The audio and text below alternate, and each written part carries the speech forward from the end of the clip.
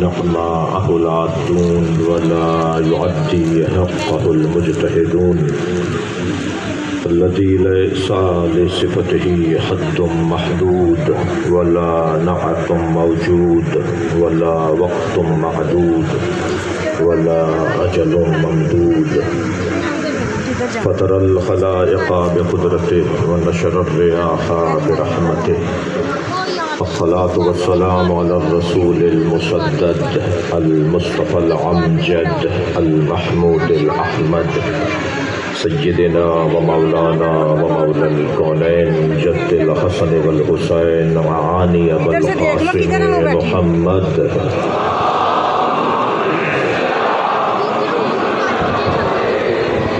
وآله الطيبين الطاهرين المعصومين الذين قال الله إن ولعنة الله على أعدائهم أجمعين من يوم عداوتهم إلى قيام يوم الدين أما بعد قال الحكيم في قرآن الكريم بسم الله الرحمن الرحيم إن هذا لهو البلاء المبين وفديناه بذبح. اللہ کا نظام بہت روشن ہے، اس کی نہ کسی سے رشتہ داری ہے اور نہ ہی اس کا کسی سے پڑوس ہے۔ پڑوس اور رشتہ داری کی بنیاد پر کچھ استثناءات لاگو ہوتے ہیں۔ پڑوسی پڑوسی ہے چاہے کافر ہو، رشتہ دار ہے چاہے عقیدے کا خراب ہو۔ لہذا صلہ رحمی اور پڑوس ہمسائیگی یہ دو چیزیں ایسی ہیں جو انسان کے ہاتھ باندھ دیتی ہیں۔ اللہ کی نہ کسی سے رشتہ داری ہے، نہ اللہ کا کسی سے پڑوس ہے۔ رشتہ داری نہیں ہے، کہہ دیا لم یلد ولم یولد۔ پڑوس نہیں ہے، کہہ دیا علی کل شیء محیط۔ وہ ہر جگہ پر ہے، کسی ایک جگہ پر نہیں ہے۔ اور جس کمزوری کو بندگی کے لیے اور بندوں کے لیے اللہ نے حسن قرار دیا، اور وہ اللہ کے لیے حسن نہیں تھا۔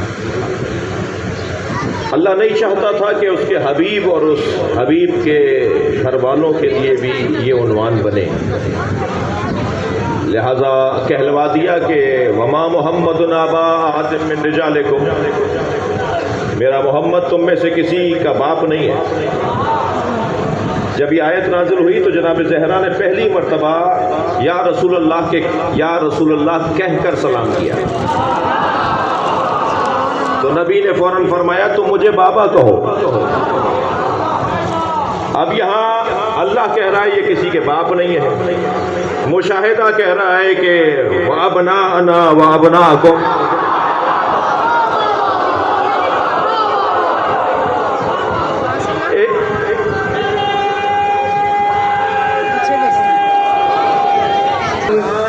کی ایک آیت بغیر مفسر کے سمجھ میں نہیں آ سکتی۔ یہ کون ہے جو کہہ رہا ہے ہمیں قرآن کافی ہے؟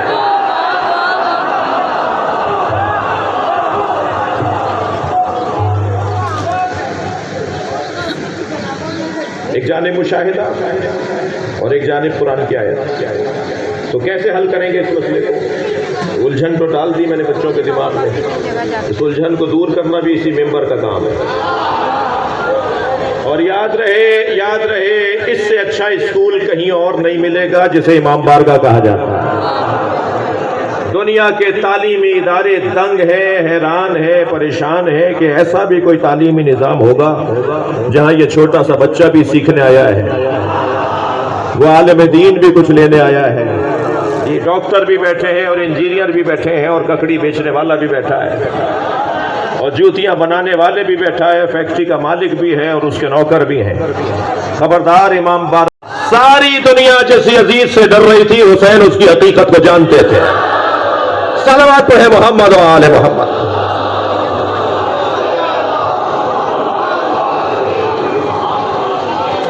یہاں بیٹھنے والوں کی دید علیحدہ ہے، ہم جس گھڑے سے پانی پیتے ہیں اس کا ذائقہ ہی کچھ اور ہے. اور میں اپنے ان جوانوں اور بچوں سے اکثر گزارش کرتا ہوں کہ اپنے ساتھ اپنے ایک بھائی کو بھی لایا کرو.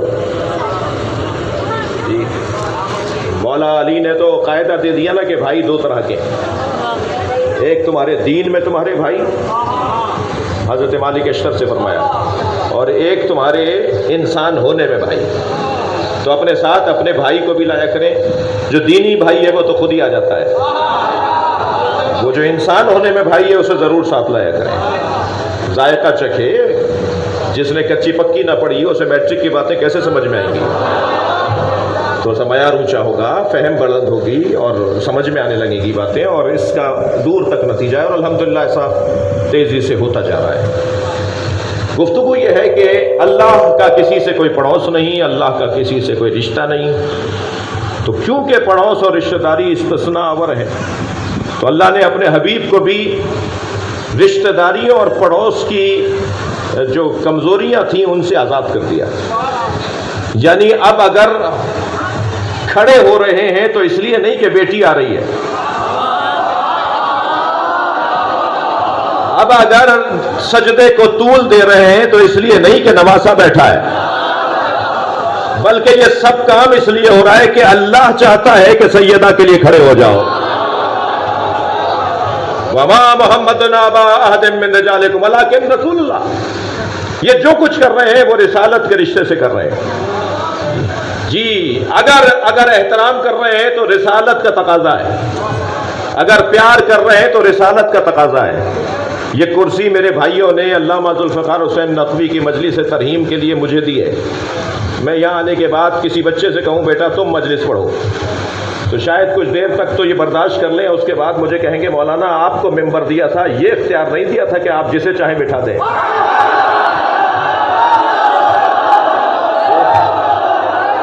یہ جس کرسی پہ نبی بیٹھے تھے وہ نبی کی کرسی ہے. اب اگر اس کرسی پہ سیدہ کو بٹھا رہے ہیں، ایک صلوات پڑھ لیں محمد و آل محمد.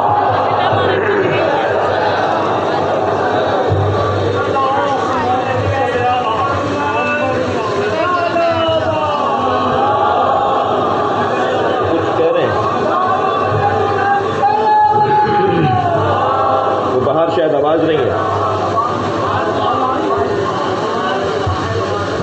نہیں وہ کہہ رہے ہیں نہیں ہے آواز.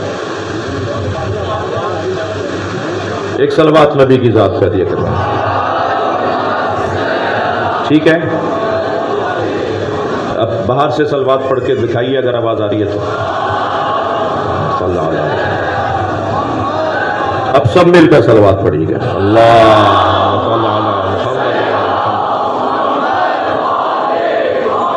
وقت میرے پاس بہت تنگ ہے، مجھے بہت ساری باتیں کرنی ہیں. یہ قدیمی امام بارگاہ ہے، اس امام بارگاہ کی شہرت پورے پاکستان میں ہے، اور ایک طویل مدت تک علامہ ذوالفقار حسین نقوی اللہ مقامہ نے اس منبر کا حق ادا کیا. اور اللہ کا نظام ہے کہ جب وہ کوئی آیت اٹھاتا ہے تو یا اس جیسی لاتا ہے یا اس سے اچھی لاتا ہے. مایوس ہونے والے کو تو شیعہ کہا ہی نہیں جاتا. ہم مایوس نہیں ہیں، ہم اور آپ نہیں تھے، عزاداری تھی. ہم نہیں رہیں گے، عزاداری رہے گی. خبردار اس بنیاد پر نہ کوئی بانی تکبر کرے اور نہ کوئی خطیب متکبر بنے، بلکہ مولا کا شکر ادا کرے کہ عزت عطا کی ہے منبر پہ بیٹھنے کی. اس سال محرم میں حضرت علامہ افسار نقوی صاحب حفظہ اللہ خطاب فرمائیں گے اور احباب استفادہ فرمائیں گے. بہت ہی مضبوط، بہت اچھی ترجمانی کی جا سکے. اور ہر سفر میں کوئی نہ کوئی برابر میں آ کے بیٹھتا ہے اور کہتا ہے اب شیعہ مولوی ہیں، آپ سے سوال کر لوں. تو میں پہلا جواب تو یہ دیتا ہوں کہ میں پہن کے ہی اس لیے پھر رہا ہوں کہ آپ سوال کر رہے ہیں. ہم سے ہمارے بارے میں نہیں پوچھتے اور خود سے طے کر لیتے ہیں. کالے کپڑے میں پہنتا ہوں، تشریفتیں بڑھیں گی، اتنی فضیلتیں بڑھیں گی. مصیبتوں کا فضیلتوں کے ساتھ بڑا گہرا تعلق. اور فضیلتوں کا بھی مصیبتوں کے ساتھ بڑا گہرا تعلق ہے۔ کوئی صاحب فضیلت ہو نہیں سکتا جب تک صاحب مصیبت نہ ہو، اور جو صاحب مصیبت کب تک مارے جائیں گے، کب تک جنازے اٹھائیں گے؟ مختصر جواب یہ ہے کہ جب تک چھتوں پہ علم لگے ہوئے ہیں مارے جائیں گے۔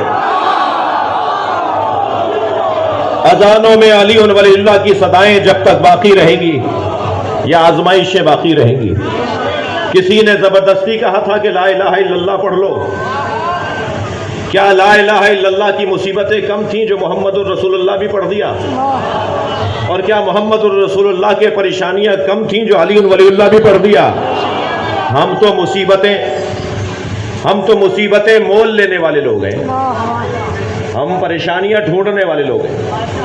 ہم جانتے ہیں کہ جتنے مسائل بڑھیں گے اتنے ان کو حل کرنے کی صلاحیتیں بڑھیں گی، اور الحمدللہ پوری دنیا میں ہم 156 ممالک میں 1.5 ملک ہیں جہاں علی ولی اللہ کی اذان آتی ہے، اور کوئی سارے ہی دنیا کے اندر پوری ممالک کے اندر کہیں 10%، کہیں 5%، کہیں 25% مولا علی اور اہل بیت کے چاہنے والے ہیں۔ لیکن اتنی بڑی تعداد ہم سے زیادہ ان بھائیوں کی ہے کہ جو ان میں ایک تعداد ہمیں پسند نہیں کرتی، ہمارا وجود انہیں پسند نہیں ہے، اور غلط فہمیوں کا شکار ہیں اور غفلت کا شکار ہیں اور جہالت طاری ہے۔ اب میرا اور آپ کا کام یہ ہے کہ ہم جہالت کا خاتمہ کریں اور لوگوں تک پیغام پہنچائیں۔ یہ ہو نہیں سکتا کہ اگر کسی کا شامہ سالم ہو تو اسے گلاب کی خوشبو نہ آئے۔ ہمیں شامہ سالم کرنا ہے، بیماروں کو شفا دلوانی ہے، تاکہ خود بخود لوگ اہل بیت کی طرف راغب ہونا شروع ہو جائیں۔ مطلب صرف اور صرف یہ ہے، بہت ہی اونچا اور روشن پیغام ہے کہ اگر فضیلتیں حاصل کرنی ہیں تو مصیبتوں کے لیے تیار ہو۔ کچھ تو ایسی آیتیں ہیں جنہیں فریم کروا کے گھر میں لگانے کی ضرورت ہے، کچھ ایسی حدیثیں ہیں جنہیں تغرا بنوا کر گھر میں لگانے کی ضرورت ہے، تاکہ آتے جاتے اس پہ نگاہ جائے اور میرے رویے پہ فرق آئے، میرے طور طریقوں میں فرق آئے۔ قرآن سورہ مبارکہ تکویر میں اللہ ارشاد فرماتا ہے فَأَيْنَ تَذْهَبُونَ، کہاں جا رہے ہو؟ پوری آیت ہے یہ، کہاں جا رہے ہو؟ اس آیت کو تغرا بنوا کے گھر میں لگایا جائے، آتے جاتے اللہ ہم سے پوچھ رہا ہے کہاں جا رہے ہو؟ جانے کے لیے جواب ہے تو جاؤ، ورنہ کہاں جا رہے ہو؟ مولا علی کا یہ قول الدہر یومان، زمانہ 2 دن ہی کا تو ہے، یوم لکا و یوم علیکا، ایک دن تیرے خلاف رہے گا، ایک دن تیرے حق میں رہے گا۔ تو جس دن حق میں ہو تو تیاری رہنی چاہیے کہ کل خلاف آنے والا ہے، اور جس دن خلاف ہو تو تیاری رہنی چاہیے اور صبر کرنا چاہیے کہ کل حق میں آنے والا ہے۔ ایک جیسا دور نہیں رہتا، وقت گزر جاتا ہے۔ وقت کا سلیقہ رکھتے ہیں کہ مصیبتوں کا فضیلتوں کے ساتھ بڑا گہرا تعلق ہے۔ مصیبتوں کی تاریخ اور مصیبتوں کے عنوانات پہ جب غور کریں گے تو ہمیں مصیبتوں کے ساتھ مصیبت زدہ، مصیبت میں مبتلا، مصیبت خوردہ، مصیبت کا شکار، مصیبت مول لینے والوں کے بھی نام ڈھونڈنے ہوں گے، تاکہ ہم دیکھ سکیں کہ کس نے مصیبت کا کیسے مقابلہ کیا۔ فہرست بڑی طویل ہے، میں حضرت ایوب کے قصے کی طرف نہیں جا رہا، مگر اللہ نے جسے سب سے بڑی مصیبت میں مبتلا بتایا وہ حضرت ابراہیم ہے۔ ان ھذا لہو البلاء المبین، یہ سب سے بڑی مصیبت تھی جو ہم نے ابراہیم پر ڈالی۔ وہ کون سی سب سے بڑی مصیبت تھی؟ حضرت ابراہیم کو اللہ نے 3 مصیبتوں میں، 3 آزمائشوں میں مبتلا کیا۔ سب سے پہلی آزمائش، مال اللہ کی راہ میں دے دیا، سب کچھ مال کی صورت میں اللہ کی بارگاہ میں پیش کر دیا۔ جبریل نے ساری بکریاں، جانور، چوپائے واپس کرتے ہوئے کہا کہ اللہ تمہارا دل دیکھنا چاہتے تھے، اللہ کو تمہارے جانور نہیں چاہیے تھے۔ پھر حضرت ابراہیم کی آزمائش شروع ہوئی اپنی جان کے حوالے سے، اور حضرت نے کے لیے خود کو پیش کر دیا، جا کے بت خانے کے بت توڑ ڈالے، کسی کا بازو توڑا، کسی کی آنکھ پھوڑی، کسی کی ناک کاٹی، اور ایک بڑے بت کے گلے میں کلہاڑی لٹکا دی۔ اور جب یہ سارا شہر تہوار منا کر واپس آیا، سب گئے ہوئے تھے شہر سے باہر، جب واپس آئے اور بت خانے میں پوجا کے لیے گئے تو دیکھا کہ سارے بت ٹوٹے ہوئے ہیں اور ایک بڑے بت کے گلے میں کلہاڑی لٹکی ہے۔ تو سب نے بے ساختہ کہا کہ ہو نہ ہو یہ اسی جوان کا کام ہے، یقال لہ ابراہیم، جسے ابراہیم کہا جاتا ہے۔ اچھا اس کا مطلب یہ ہے کہ انہوں نے دیکھا نہیں تھا، کام بتا رہا ہے کہ کس کا ہے. تو یہ بڑا پیغام ہے. خبردار، یہ بتانے کی ضرورت نہیں ہے کہ کیا کس نے، روش بتائے گی کہ کس کی روش ہے. اہل بیت کا چاہنے والا منہ سے نہیں بولتا کہ میں شیعہ ہوں، سارا محلہ کہتا ہے امانت اس کے پاس رکھو، والی والا ہے، وہ خیانت نہیں کرتا.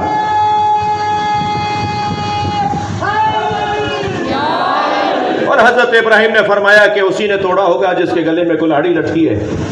تو کہنے لگے وہ کیسے یہ کر سکتا ہے جو خود اپنی ناک پہ بیٹھی مکھی نہیں جھل سکتا. تو عزیزوں، جیسے ہم مردے کو اسماء افہام کہتے ہیں نا، یہ مجلس بھی اسماء افہام کہنے کی جگہ ہے. حضرت ابراہیم نے اس مجمع سے خطاب کرتے فرمایا کہ جو ناک پر بیٹھی مکھی نہیں جھل سکتا وہ تمہارا خالق اور تمہارا رازق کیسے ہے. پوری قوم کو جھنجھوڑ ڈالا حضرت ابراہیم نے، مگر کہنے لگے کیا اسی نے ہے لہذا اسے سزا دی جائے، آگ میں پھینک دیا جائے. آگ میں پھینکا حضرت ابراہیم کو، اور پھینکا، لے کر نہیں گئے کیونکہ خود جا نہیں سکتے تھے اس کے قریب.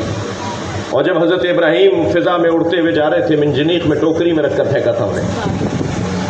تو جبریل فرشتوں کے ساتھ بارگاہ پروردگار میں حاضر ہوئے. یا اللہ، تیرا خلیل جلایا جا رہا ہے. اللہ نے کہا جا کے پوچھ لو میرا خلیل کیا چاہتا ہے. جبریل نے آ کر کہا حل لگا حاجت یا ابراہیم، ابراہیم کوئی حاجت ہے؟ اب ابراہیم آپ کی طرف جا رہے ہیں اور جبریل سوال کر رہے ہیں. فرمایا اما الیک فلا، ہاں ہے مگر تم سے نہیں ہے. حضرت ابراہیم نے فرمایا ہاں تم سے کوئی حاجت نہیں ہے. کہا کس سے ہے؟ کہا اسی سے ہے جس نے تمہیں آنے کی اجازت دی ہے. کہا پھر بتا دو میں اس تک پہنچا دوں. عزیزان گرامی توجہ چاہوں گا، بعض لوگ کہتے ہیں کہ ہمیں وسیلے کی ضرورت نہیں ہے. اگر آپ کو کوئی ملے تو پہلے تو اسے کہیں کہ اپنا چہرہ آئینے میں جا کے دیکھو. تم اس قابل ہو کہ یہ کہو کہ ہمیں وسیلے کی ضرورت نہیں ہے. جو کہنے کا حق رکھتے تھے محمد اور علی، انہوں نے نہیں کہا. نبی علی کو وسیلہ بناتے ہیں، علی نبی کو وسیلہ بناتے ہیں. فرما رہے ہیں کہ ہاں میں اسی سے بات کرنا چاہتا ہوں جس نے تمہیں بھیجا ہے. کیا بتا دو پہنچا دوں. اب جملہ سنیں، نظام دے رہے مولا امام سجاد. اور حضرت ابراہیم قرآن کی اس تفسیر میں فرماتے ہیں اللہ اکبر، علمہ بحالی یغنی عن سوالی، وہ مجھے دیکھ رہا ہے، اس کے بعد حاجت کون سی رہ گئی. امام فرماتے ہیں یا اللہ میں تجھ سے دعا اس لیے نہیں مانگتا کہ میری دعا قبول ہو جائے. ہماری اصلاح کر رہے ہیں امام. یا اللہ میں تجھ سے دعا اس لیے نہیں مانگتا کہ دعا قبول ہو جائے، میں دعا اس لیے مانگتا ہوں کہ دعا مانگنا عبادت ہے.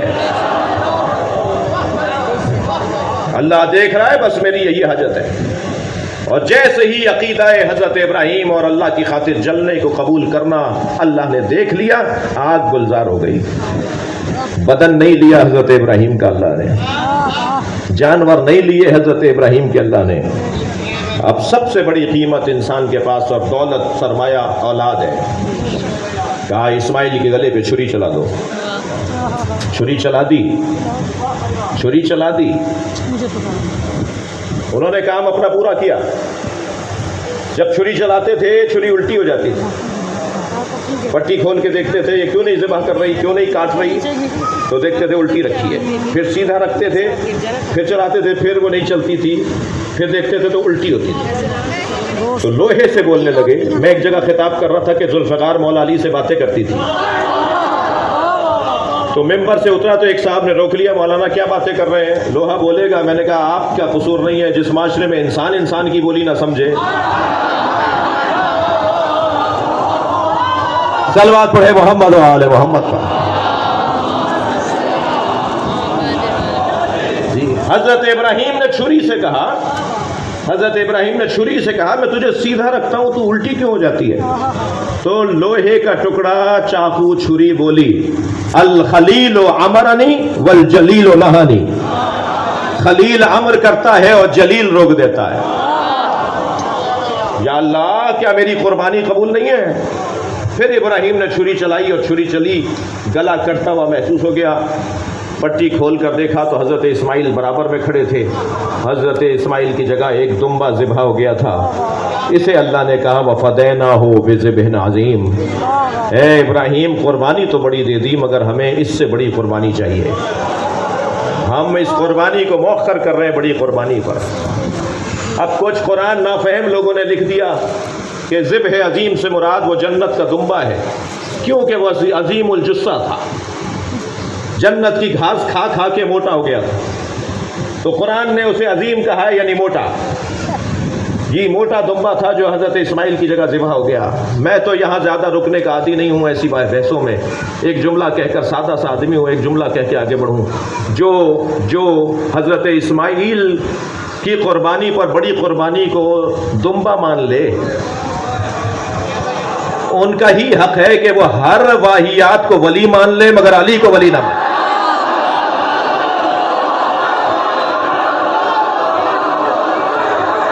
صلوات پڑھیں گے محمد و آل محمد پر.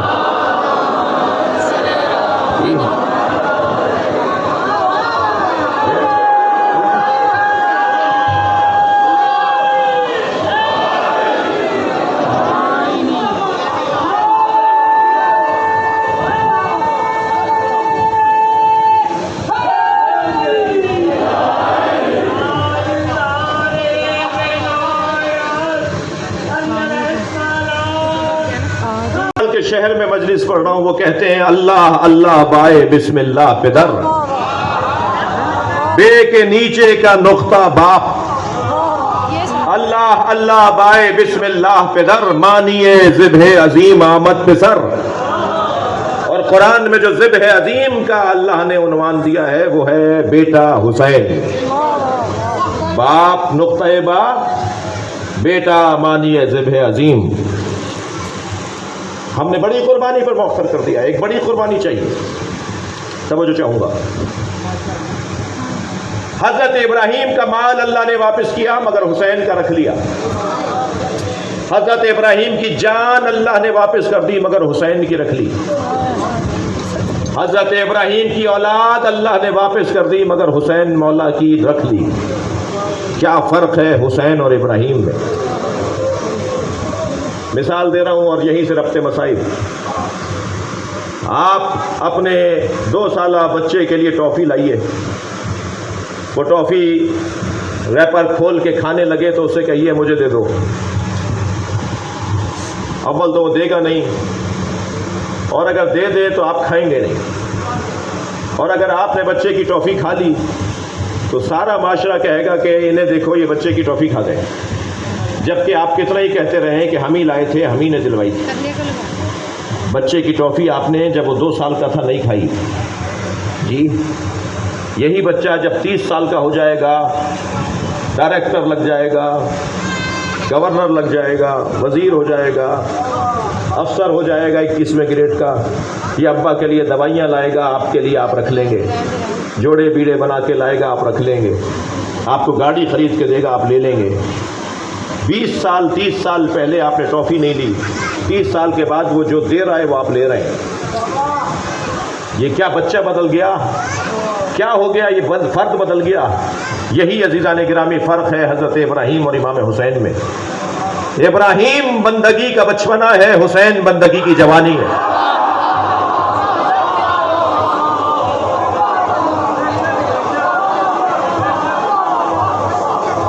سب کچھ حسین سے لیا جائے گا، اس لیے کہ بندگی کی باب میں حسین سے بڑا کوئی بندہ نہیں ہے. ہم نے اس قربانی کو بڑی قربانی پر مؤخر کر دیا. وہاں 1 اسماعیل، یہاں 58 بنی ہاشم کہہ کے تو ہم نے خاندان بڑا کر دیا. وہاں حضرت عبد المطلب کی اولادیں نہیں ہیں، وہاں حضرت ابو طالب کی اولادیں. کربلا میں اگر 72 ہیں تو 58 گھر کے لوگ ہیں. قربانی اس وقت مضبوط ہوتی ہے جب اس میں گھر سے، عزیزوں سے اور خونے رشتہ داروں سے تعلق ہو. ہم بڑی قربانی لیں گے. کتنے اسماعیل ذبح کیے حسین نے؟ 4 لاشوں پہ تو حسین بہت روئے.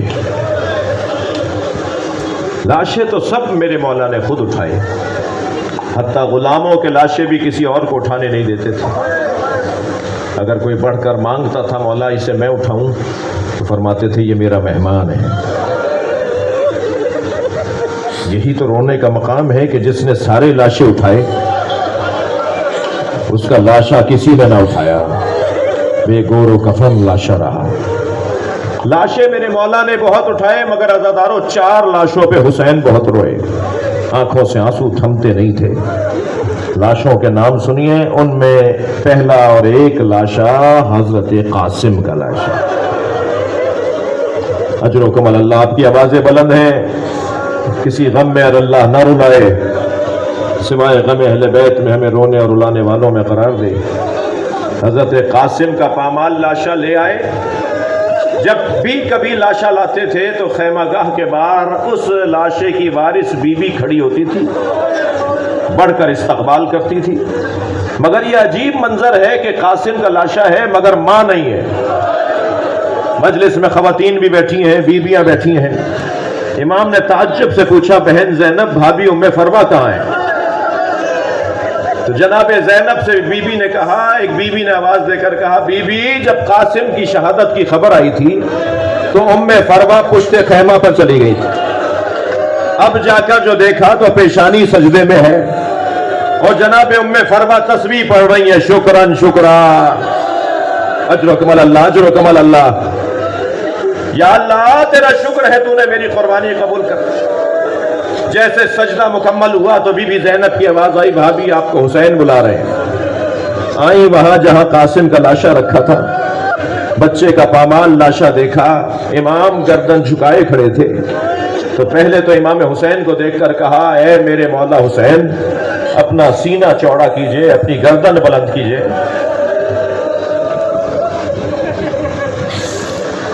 मुझे ये इज्जत मिली है कि मेरे बच्चे ने दूध की लाज रखी है।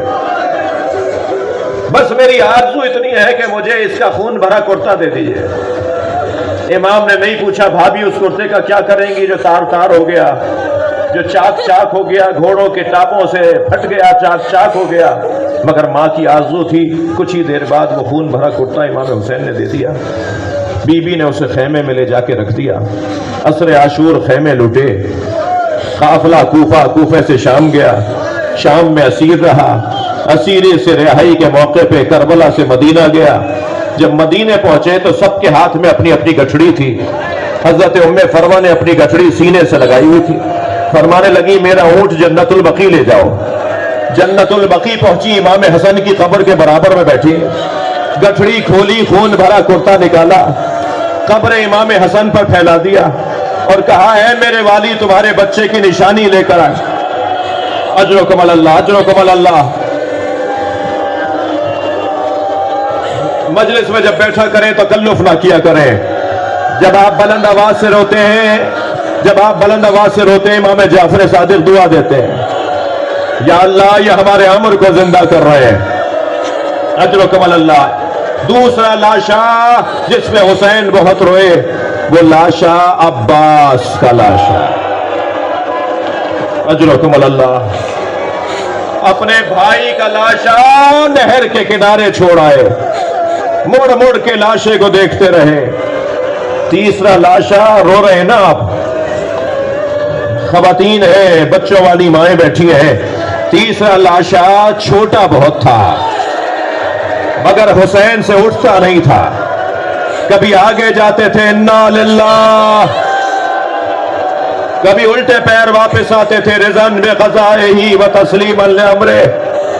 बहुत गिरिया हो गया, मुझसे फरमाइश की गई, ख्वाहिश की गई, मुझे हुक्म दिया गया जो अब मसाइब पढ़ने जा रहा हूं। एक और लाशा भी है जिसमें हुसैन की आंखों का नूर चला गया। अजरुकमल अल्लाह, अजरुकमल अल्लाह। एक और लाशा भी है जिसे निगाहें भर के हुसैन देखते थे और कहते थे, जब मैं तुम्हें देखता हूं मुझे बड़े नाना याद आ जाते हैं। एक और लाशा भी है जिसके जाने पे हुसैन ने घोड़े के पीछे दौड़ना शुरू किया और जब मुड़कर देखा तो घोड़े से उतरे, कहा, बाबा आपने तो मुझे रुखसत कर दिया था, फरमाया काश तुम्हारे तुम जैसा जवान बेटा होता। अजरुकुम अल्लाह, ये भेज तो दिया मैदान में जवान, मगर अज़ादारों लौट कर आए खेमे में और कहा उम्मे लैला, माँ की दुआएं बेटे के हक में कबूल होती है, अल्लाह जल्दी सुनता है। एक मरतबा और अली अकबर को देख लूं। जनाब उम्मे लैला ने सर पे कुरान रखा और आवाज दी, या अल्लाह तू ही तो है जिसने याकूब को यूसुफ से मिलाया, या अल्लाह तूने कैसे कैसों को मिलाया, एक मरतबा और मेरा अली अकबर मुझे दिखा दे। अभी बीबी की दुआ मुकम्मल नहीं हुई थी कि तकबीर की आवाज आई। क्या देखा, अली अकबर वापस आए हैं, बाबा से गले मिलके रो रहे हैं, बाबा को तसल्ली और हौसला दे रहे हैं और इमाम से कह रहे हैं बाबा चंद घूंट पानी के मिल जाते हैं तो मैं बताता किसका पोता हूं, मैं दुश्मन को बताता किस अब्बास ने मेरी तरबियत की है। बेटा बाप से पानी मांग रहा है और मां दरे खैमा पे खड़ी मंजर देख रही है। शायर ने इसे 4 मिसरों में नज़म किया है। शिद्दत प्यास से अकबर ने पलट कर देखा और मां ने खैमे की तनाबों से लिपट कर देखा। कितनी मजबूर थी साकी कौसर की बहू, कितनी मजबूर थी साकी कौसर की बहू। खाली मशकीज़ा कई बार, शायद चंद खतरे पानी के निकल आए। जाओ अली अकबर, तुम्हारे नाना तुम्हें सैराब करेंगे। अली अकबर मैदान करबला में पहुंचे, आवाज दी बाबा सलाम आखिर। हुसैन जमीन पे गिरते थे, उठते थे, आवाज देते जाते थे, मुझे कुछ नजर नहीं आ रहा। या अली या अली या अली, ए अली अकबर बताओ तुम कहां हो। पैरों के करीब से आवाज आई, बाबा मैं आपके करीब हूं। हुसैन बैठ गए, सीने में बर्छी लगी।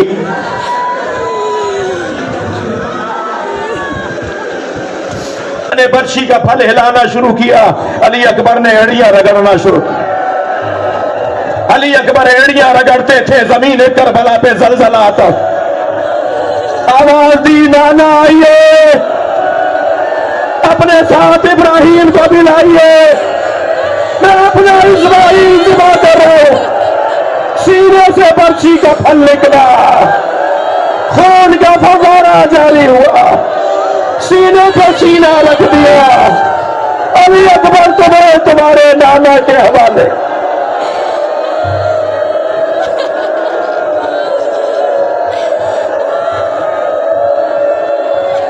मातम हुसैन।